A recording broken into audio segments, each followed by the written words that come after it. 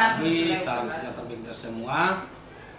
Baik Bapak Ibu, guru serta anak sekalian, serta perwakilan dari orang tua siswa atau komite atau sekolah, ya, yang hadir pada hari ini kita akan membicarakan terkait dengan budaya positif yang ada di sekolah kita. Tujuannya adalah bagaimana kemudian nanti penerapan budaya positif ini betul-betul bisa anak-anak kita, lulusan-lulusan kita terserap di dunia industri, ya, seperti apa, bagaimana pendekatan-pendekatan kita yang harus kita lakukan ke depannya seperti itu. Nah, pause di situ. Ini terkait dengan budaya positif di sekolah kita, ya, kira-kira bagaimana penerapannya. Coba lanjut. Nah, ini adalah penerapan nilai-nilai budaya positif di sekolah kita. Yang pertama adalah bagaimana kita membuat anak-anak disiplin beragama, ya, mulai dari sholat di waktunya, kemudian bagaimana anak-anak kita ajarkan literasi Quran sebelum melakukan pembelajaran. Kita kasih waktu 30 menit sebelum masuk pelajaran, kita buat literasi Al-Quran misalnya. Kemudian disiplin belajar. Disiplin belajar ini sangat penting, kaitannya kenapa? Karena anak-anak hari ini kadang-kadang apalagi namanya itu waktunya untuk datang itu kadang-kadang apa istilahnya, sering terlambat seperti itu. Nah, bagaimana kita kemudian menerapkan budaya positif untuk pendekatan-pendekatan kepada kita yang sering terlambat seperti itu. Kemudian selanjutnya adalah disiplin berpakaian, ya. Kenapa? Karena ini penting nanti kaitannya dengan penerapan pembelajaran di industri.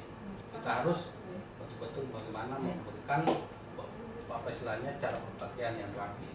Kemudian yang keempat adalah kolaborasi kreatif dan inovatif, ya, khususnya guru-guru yang ada di sekolah kita ini harus bagaimana dalam menerapkan budaya positif ini kita harus melakukan kolaborasi kreatif inovatif ke antar semua guru, ya. Kita melakukan lintas pembelajaran, lintas mapel, kemudian bagaimana kita menghadirkan anak-anak itu betul-betul belajar dengan apalagi namanya semangat yang tinggi misalnya. Pendekatannya adalah berpusat kepada peserta didik seperti itu. Kemudian lanjut, ini alasan penting penerapan budaya positif di sekolah. Yang pertama dari disiplin beragama, meningkatkan ketakwaan kepada Tuhan Yang Maha Esa, berakhlak mulia, jujur, empati, saling menghargai. Nah, yang saya mau tekankan di sini adalah terkait dengan ini, nilai jujur dan empati. Di dalam sekolah itu bagaimana kita menerapkan ini nilai-nilai kejujuran ini. Tidak usah dulu pintar.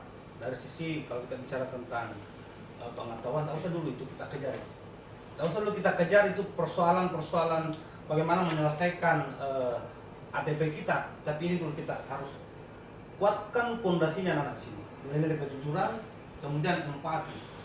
Kenapa harus empati? Karena kita harus memberikan kepada anak-anak bagaimana caranya berempati kepada teman-temannya.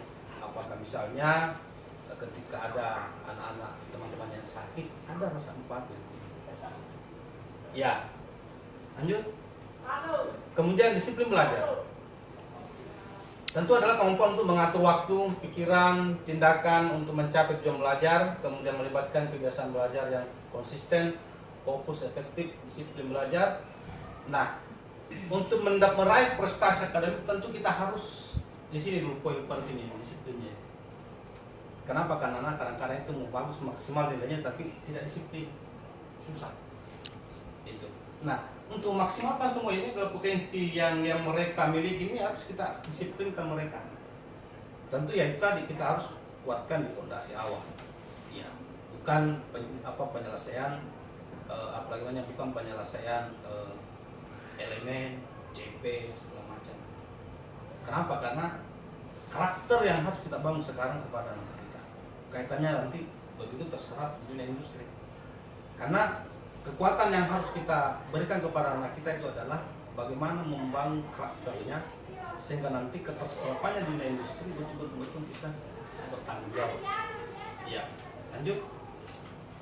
Kemudian disiplin berpakaian, ini sangat penting juga. Kenapa? Karena ini adalah salah satu aspek yang paling penting dalam kehidupan kita. Coba kita jalan-jalan ke apakah misalnya lantas kita tidak cara pembelajaran kita itu ambulan, kan itu akan kita ya. Kemudian bagaimana di lingkungan sekolah kan, kemudian mencerminkan sikap, etika dan rasa hormat terhadap diri sendiri dan orang lain. Nah, itulah yang harus kita lakukan. Bagaimana mendisiplinkan dari sisi berpakaian. Ya, lanjut. Kolaborasi kreatif inovatif. Nah, tadi saya singgung tadi terkait dengan pembelajaran lintas kelompok. Ya, pembelajaran kontekstual dengan perusahaan dan industri. Kenapa ini penting? Karena di dalam kurikulum merdeka ini yang harus kita lakukan. Kolaborasi antar guru, kolaborasi antar siswa, peserta didik, itu yang sangat dibutuhkan. Kenapa? Karena kita tidak akan bisa mencapai yang namanya keterserapan di dunia industri ketika kita dilakukan. Ya, anak-anak itu harus dibekali bagaimana bertanggung jawab dengan apa yang mereka kerjakan. Kemudian anak kita harus mengajar mereka bagaimana melakukan kerjasama, kerja tim. Ya, kemudian anak kita harus memunculkan bagaimana supaya cara berpikirnya itu anak-anak itu betul-betul kreatif. Kemudian ada inovasinya. Ya, dalam konteks pembelajaran. Karena kalau anak hari ini kita hanya suap, anggaplah sebuah apalagi namanya itu, anggap satu gelas kita isi air, kita isi terus itu, begitu modelnya. Kalau pendekatannya adalah pendekatannya ke guru, iya. Tapi ketika kita pendekatannya ke siswa, itu tidak penuh itu, pasti dia akan terus melakukan apalagi namanya inovasi, bagaimana anak-anak apalagi namanya aus dengan pertanyaan-pertanyaan yang yang sangat membantu untuk peningkatan kreativitas dan inovatif dalam proses pembelajaran. Ya, lanjut. Kemudian strategi Bapak Ibu. Inilah hasil diskusi kita kemarin terkait dengan strategi bagaimana strategi penerapan budaya sekolah ya, budaya positif sekolah. Membuat kesepakatan kelas dan sekolah. Jadi di dalam pembelajaran di sekolah itu guru-guru harus membiasakan anak-anak bagaimana melakukan disiplin positif sekolah dengan memberikan kesepakatan. Anak-anak misalnya contohnya disuruh menulis kira-kira apa kebiasaan-kebiasaan positif. Baru tempel dikasih ruang di situ tempat ya, di dinding. Tempel di situ kebiasaan-kebiasaan positif yang kita lakukan. Ya, sehingga apa? Itu akan menjadi budaya nanti, pembiasaan kepada anak kita. Kemudian membuat pertemuan warga sekolah untuk membentuk kesepakatan sekolah. Nah ini kita sudah lakukan minggu lalu. Ini adalah hasil yang kita lakukan minggu lalu terkait dengan bagaimana kesepakatan kita. Iya, kesepakatan kita dalam hal membangun budaya positif di sekolah. Kemudian mengundang komite sekolah, orang tua, didik, tendik, dan merumuskan keyakinan dan kesepakatan warga sekolah. Jadi kita memang harus merumuskan keyakinan ke anak-anak terhadap budaya positif itu sendiri. Bagaimana caranya? Itu kita harus melakukan kolaborasi. Kolaborasinya adalah mulai dari komite sekolah, orang tua, didik, tendik, ya. Kenapa tendik? Karena itu adalah masuk juga dalam satu sekolah yang bukan terkait dengan pelayanan, ya, makanya diundang semua itu, ya. Kemudian guru, ya, intinya adalah warga sekolah, ya, seperti itu. Kemudian menjelaskan pembelajaran berdiferensiasi, inovatif dan kreatif. Inilah strategi yang harus dilakukan. Bagaimana kita melakukan pembelajaran berdiferensiasi Bapak Ibu? Yang harus kita lakukan adalah kita harus dulu melihat membuat semacam asesmen. Kenapa kita harus melakukan asesmen? Karena kita mau lihat metode apa yang cocok dilakukan dalam satu kelas supaya kita bisa melakukan pembelajaran berdiferensiasi. Misalnya ada 5 yang sukanya estetik, misalnya ada yang pendekatannya apalagi satu misalnya audio misalnya, ya.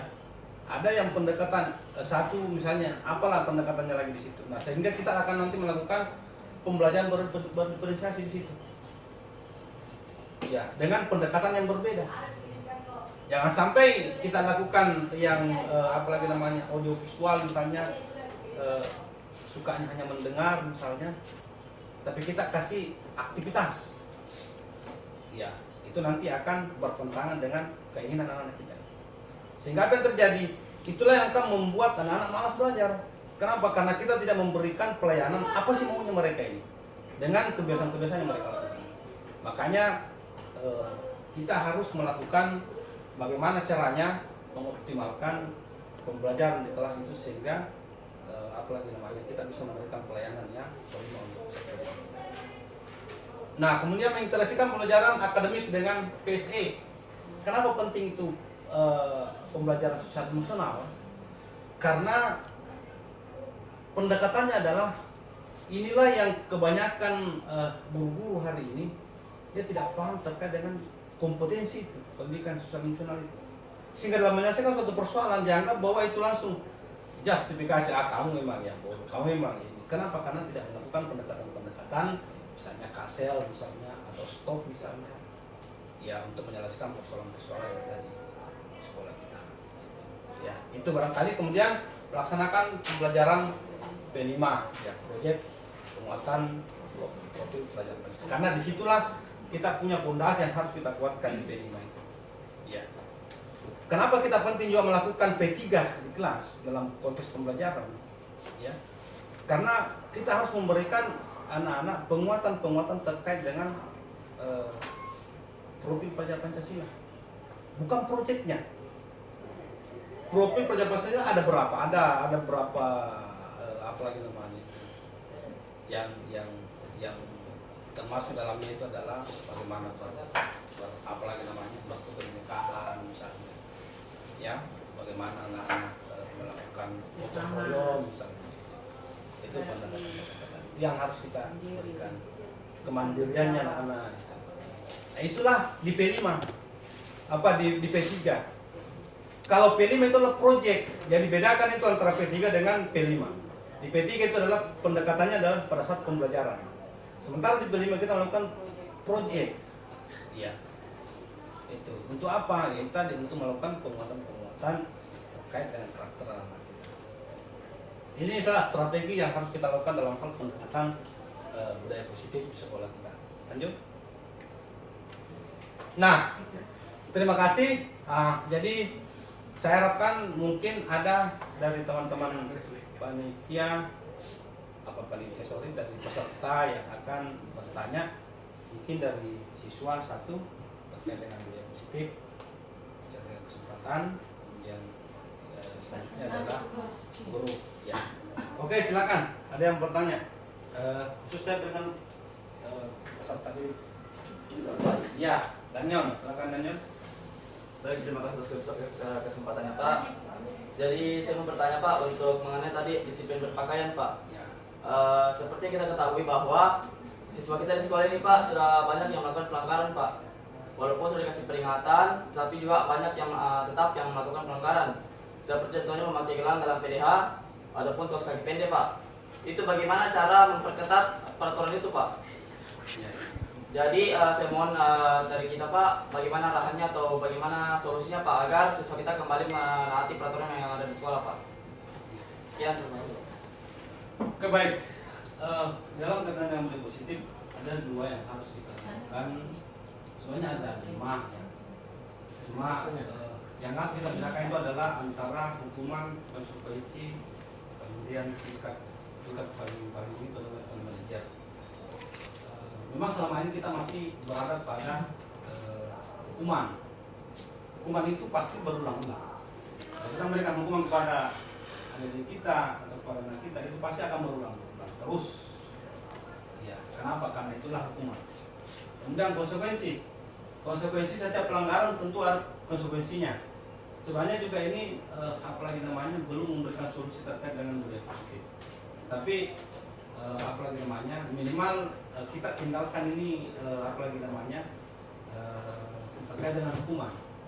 Ya, kenapa? Karena hukuman ini adalah bukan menyelesaikan masalah, tapi akan menambah masalah terus. Iya. Jadi kalau kita misalnya ada masalah-masalah yang timbul di sekolah, adik-adik kita lantas kita hukum, itu akan bukan menyelesaikan itu, tapi akan menimbulkan masalah-masalah baru. Nah, pendekatannya bisa kita lakukan misalnya bentuk konsekuensi atau level di atasnya lagi konsekuensi, ya, atau di level manajer. Level manajer itu adalah level memberikan solusi yang sangat baik. Kenapa? Karena mengoptimalkan potensi pada anak-anak. Bagaimana mengoptimalkan potensi anak supaya mereka tidak melakukan pelanggaran. Artinya, anak-anak akan menyadari dirinya. Jadi bukan menyadari dirinya bahwa apa yang dilakukan ini adalah pelanggaran dan tidak bertemu. Ya, oke. Mungkin Ibu dari program dari guru silakan. Ya. Bisa mungkin ada pertanyakan apa yang ada dengan budaya positif.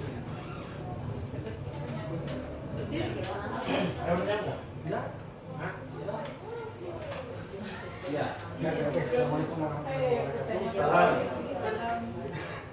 Budaya positif, bagaimana cara melakukan budaya positif di sekolahnya kita?